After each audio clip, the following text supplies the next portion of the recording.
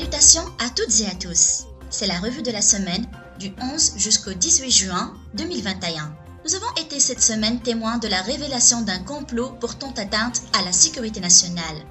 En effet, le président de la République Kais Saïed a déclaré ce mercredi lors de sa réunion avec le chef du gouvernement actuel et les anciens chefs de gouvernement que certaines personnes ont secrètement voyagé à l'étranger pour préparer son assassinat. Des analystes politiques à l'instar de Slahdine Jourchi et Ahmed Ben Halima ont estimé qu'il s'agit d'une question qui touche la sécurité nationale et non seulement celle du chef de l'État, appelant ce dernier à dévoiler l'identité de ceux qui veulent l'assassiner. Politique. Des sources proches de la présidence du gouvernement ont fait savoir à Tunisie Numérique que le président de la République Kais Saïed a décidé ce mardi d'accepter le remaniement ministériel par le chef du gouvernement Hichem Mechichi. Les mêmes sources ont cependant indiqué que sa position demeure inchangée vis-à-vis de ses 4 ministres proposés. Le ministre de l'Énergie et des Mines, Sofiane Bentounes. Le ministre de la Formation professionnelle et de l'Emploi, Youssef Fennira. Le ministre de l'Industrie, Rida Ben Mesbah. Le ministre de la Santé, Hedi El Khiari. Il s'agit apparemment des 4 ministres que Saïd avait traités de corrompus. Il est à noter que le chef de l'État avait plus tôt dans la journée convoqué Hichem Mechichi ainsi que tous les anciens chefs du gouvernement pour discuter de la crise que le pays traverse en ce moment. Toujours sur le plan politique, les députés PDL crient dégage en pleine séance plénière. En effet, les députés du PDL ont entravé ce lundi le déroulement de la séance plénière consacrée à l'audition de certains ministres, notamment le ministre des Affaires sociales Mohamed Trabelsi et la ministre de l'Enseignement supérieur Olfa Ben Ouda. Les élus du PDL ont également scandé des slogans appelant à la chute du gouvernement de Hichem Mechichi. La ministre de l'Enseignement supérieur et de la Recherche scientifique Olfa Ben Ouda a alors été victime d'un malaise. De son côté, le chef du gouvernement Hichem Mechichi a fait savoir qu'une plainte sera portée contre Abir Moussi suite à ce comportement qu'il a qualifié d'inacceptable. Dialogue national. Un dialogue sans objectif prédéfini? Si la nécessité d'un dialogue national semble faire l'objet d'un consensus, les thèmes qui doivent être abordés posent encore problème. Les partis au pouvoir, comme Ennahda et Qalb Tounes, estiment que seules les questions les plus urgentes doivent être traitées. Les questions relatives au régime politique et à la Constitution n'ont pas leur place dans le dit dialogue. D'autres pensent que la crise est essentiellement politique et que le régime politique actuel ainsi que le système électoral en sont les causes principales. Un dialogue qui a suscité des désaccords entre toutes les composantes nationales. Et pour cause. Le secrétaire général de l'UGTT, Nourdine Taboubi, est intervenu hier pour répondre aux déclarations du président de la République, Kais Saïed, où il s'est permis de dire que le dialogue national organisé en 2013, mené par le quartet, n'avait rien de national. Vous vous êtes trompé de cible cette fois-ci, Monsieur le Président. Personne ne peut mettre en doute le dialogue national organisé en 2013 par le quartet, UGTT, UTICA, LTDH et Conseil de l'Ordre des avocats, a-t-il martelé. Il a par ailleurs dénoncé les propos du président de l'ARP, Rachid El Ghannouchi, selon lesquels le fonctionnaire tunisien ne travaille pas plus d'1 heure par jour. Par ailleurs, le secrétaire général adjoint de l'UGTT, Kamel Saad, a indiqué qu'il avait été décidé de ne plus négocier avec le président de la République, Kais Saïed, dans le cadre du dialogue, ajoutant que le chef du gouvernement, Hichem Mechichi, n'y participera pas non plus. Une décision qui a déplu au mouvement d'Ennahda.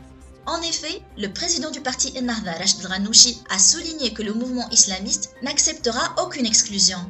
De même, il a salué la remise sur le tapis de l'initiative de l'UGTT relative au dialogue national, et ce en marge de la récente rencontre entre le président de la République, Kais Saïed, et le secrétaire général de la centrale syndicale, Nourdine Taboubi. Santé. Situation sanitaire. Face à la détérioration de la situation épidémiologique dans plusieurs régions, il a été décidé de prolonger les mesures restrictives contre le coronavirus jusqu'au 27 juin 2021 à Sidi Bouzid et jusqu'au 21 juin à Kérouan. Dans une déclaration accordée aux correspondants de Tunisie Numérique, le président de la commune de Béja, Mohamed Elias El Gharbi, a lancé un cri d'alarme en raison de l'augmentation exponentielle du taux de contamination et de décès dû au coronavirus dans la région.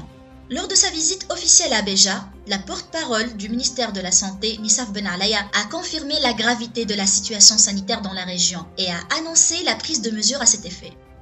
À Kasserine, le responsable au sein de la direction régionale de santé, Monsef Hamdi, a qualifié la situation sanitaire dans la région de critique, ajoutant que le taux d'occupation de lits de réanimation a atteint sa capacité maximale.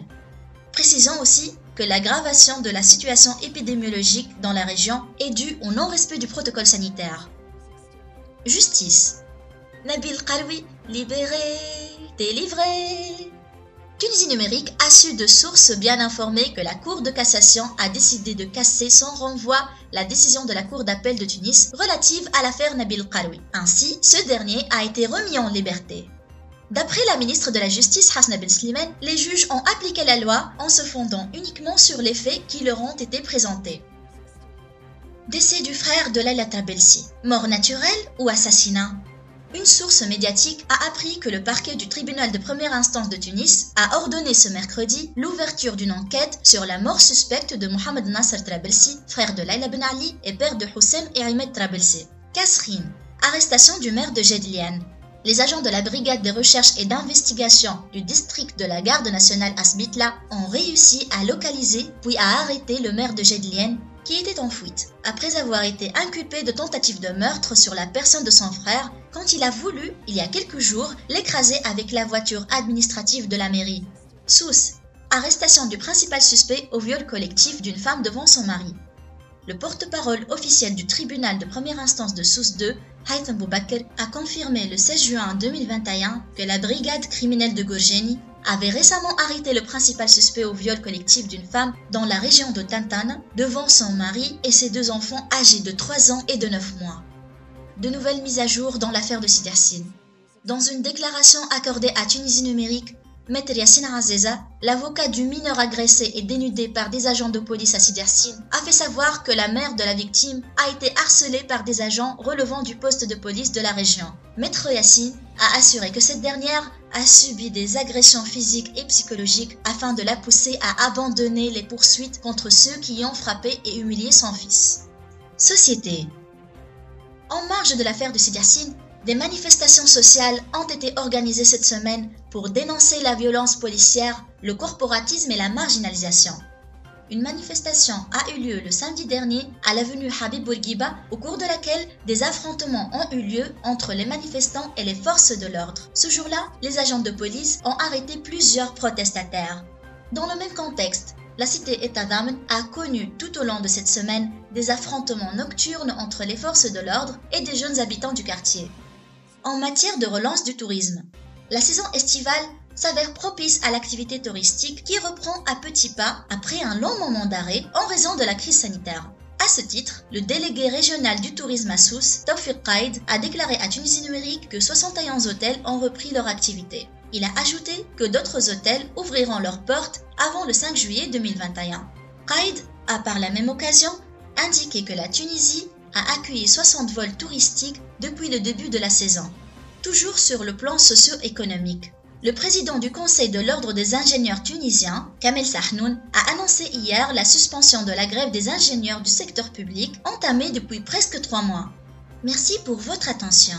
C'était la revue de la semaine, élaborée par l'équipe de Tunisie Numérique, présentée par Alania Ben Slimane.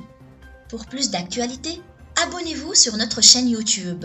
Consultez notre site web www.tunisienumérique.com ou visitez notre page Tunisie Numérique sur Facebook et Instagram. Passez un excellent week-end.